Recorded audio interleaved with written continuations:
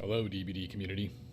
I think it's about time we had a talk. Now, I've really been thinking about this a lot, and I really have been postponing making this video for quite some time because I really just didn't know how I wanted to format it. I didn't know how I wanted to deliver it to you guys, so I just said, fuck it, kind of speak my mind and really get your guys' opinion on what you think is happening in Dead by Daylight. Now, I'm just going to throw some random gameplay footage on it. None of the things I'm showing you really have anything to do with the argument, but you guys can just, zone out and enjoy that while we're talking.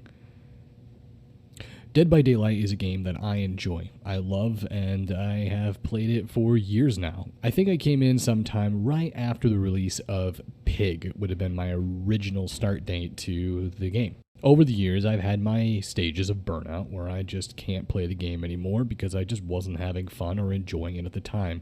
Take a break, a few chapters later, come back, kind of enjoy some of the changes, but eventually the creeping feeling of burnout and exhaustion began to slowly creep back into my mind. I think this might be relatively normal when it comes to modern day gaming, in a sense of not being able to play for too long without just losing interest. Eventually there comes to a point where you've done everything in the game, you have experienced everything, and until there's some sort of shake-up or shift within the game's overall dynamic, you just don't get the same dopamine hit that you used to, and that's perfectly normal. However, over the recent months, I would say probably somewhere time around the Night chapter release, I started to realize that my burnout was not really related to the typical sense of just experiencing everything and doing everything. It was more or less the game's design. I found that I started to become increasingly annoyed with the excessive need to play in a competitive manner in the current state of skill-based matchmaking. Now, I can see the appeal to skill-based matchmaking in some degrees. Yes, it's a game system that basically ensures that you're playing people that are on your adequate skill level. However, there's a big problem with that mentality when it comes to a game like Dead by Daylight, and that's the fact that it's asymmetrical. This isn't Call of Duty, this isn't Fortnite, this isn't Valorant. This is a game where we have 4v1. Now, when I started playing Dead by Daylight, I was primarily a survivor main. Playing killer was just far too intimidating for me. I didn't understand it, and frankly, I wasn't really that good at it either.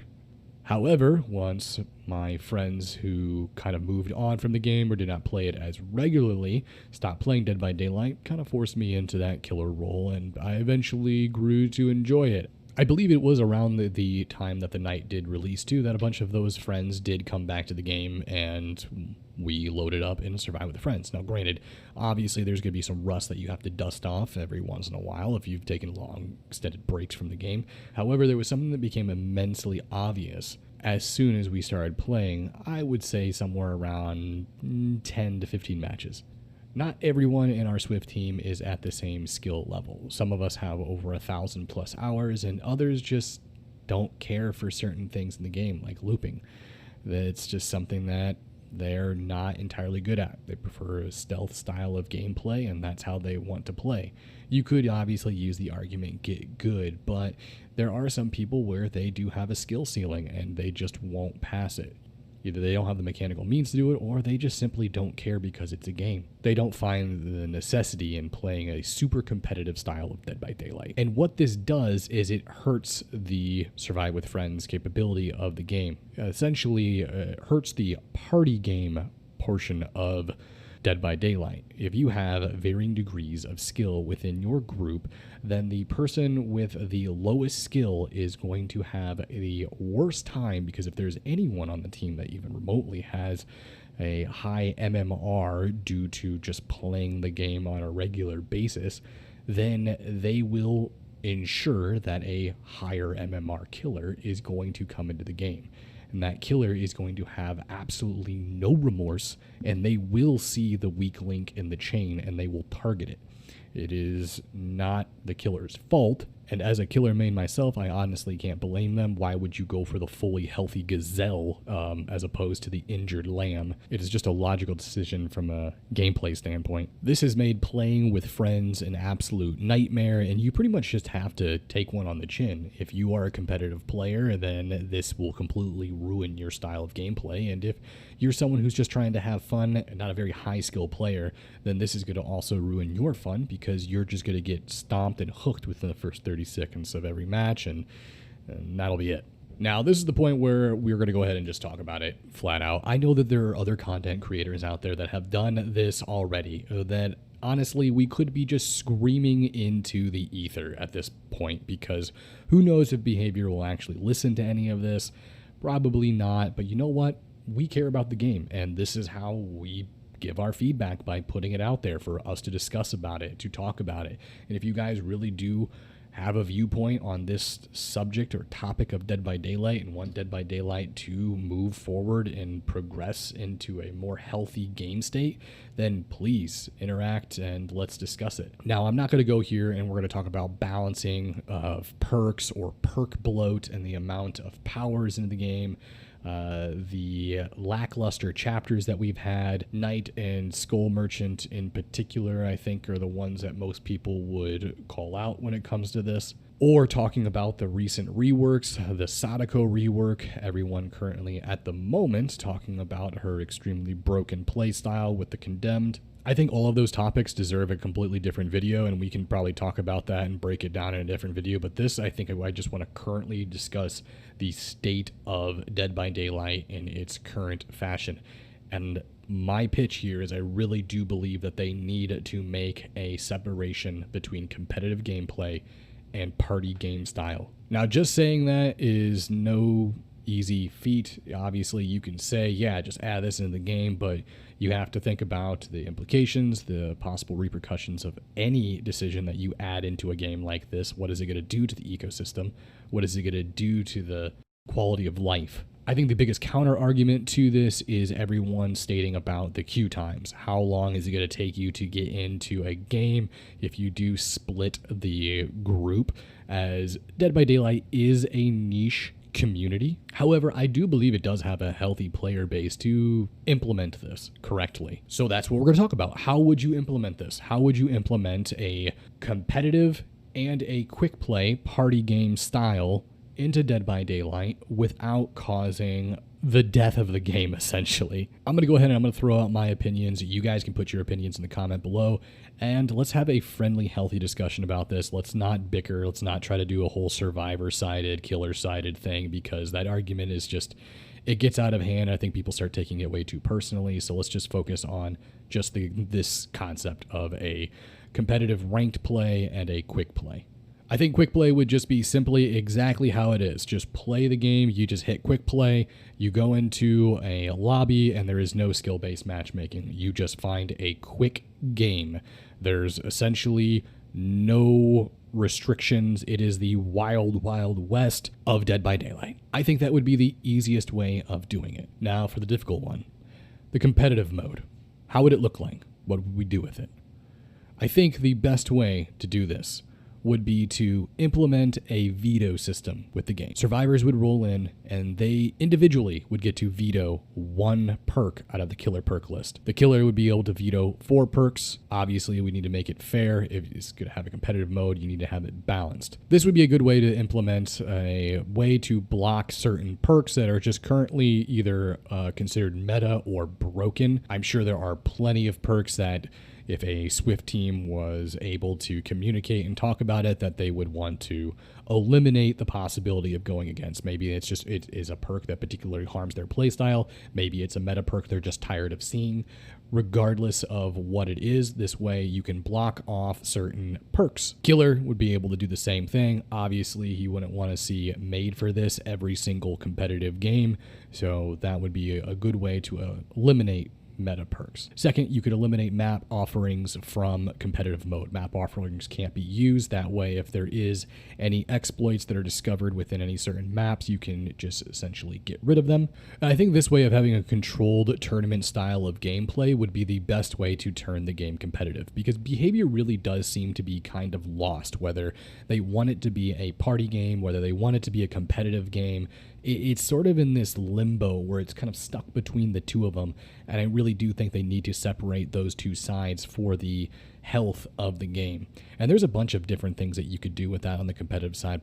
Perhaps you could add an offering into the game that allows the killer and the survivors to wager blood points, something that they could put online for the match. Perhaps competitive mode would also have its own unique rift. Perhaps there would be a potential competitive seasons where people are competing and ranking up throughout the season and not just doing an arbitrary battle pass that you have purchased with Auric cells or money.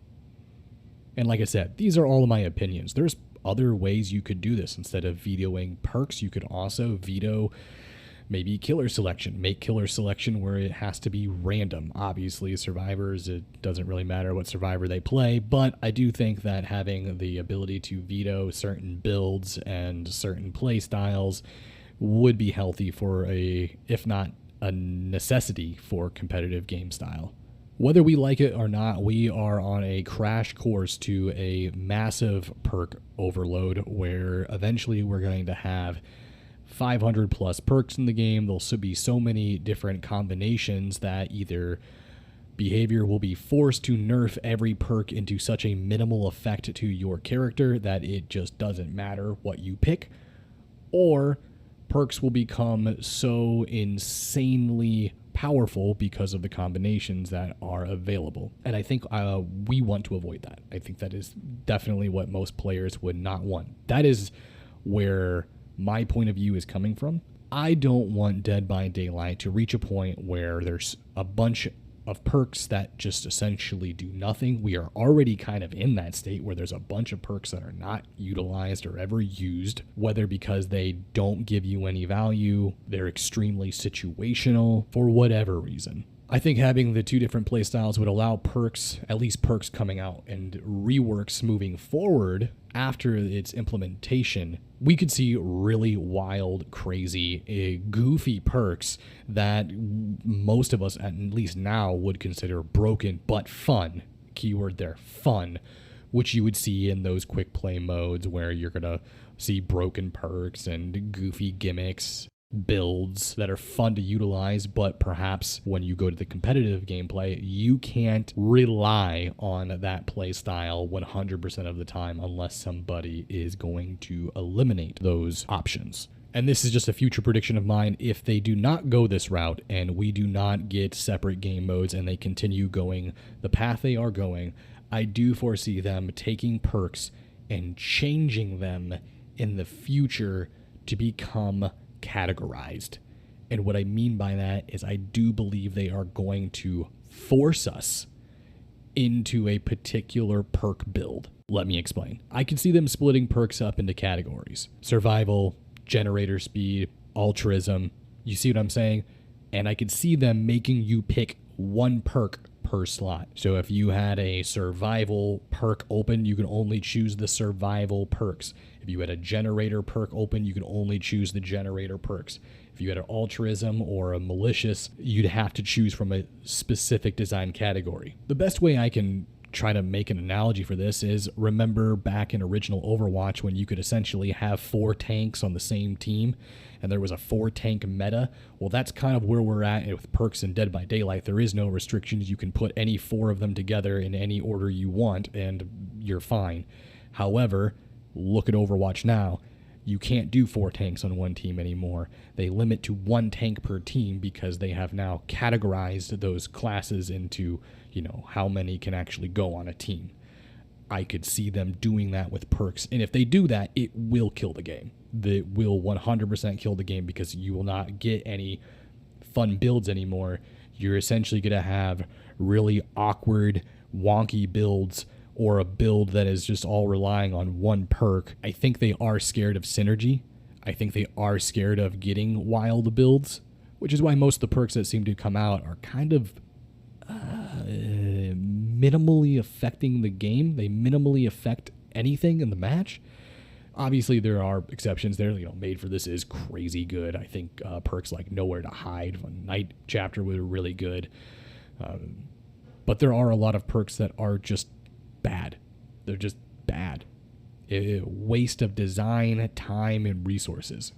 So that's all I'm really going to talk about for now. I don't want to continue on ranting, so let me know what you guys think. Do you guys think Dead by Daylight is in a good state? Do you think any of the opinions that I have any merit? Do you completely disagree with them? Let me know.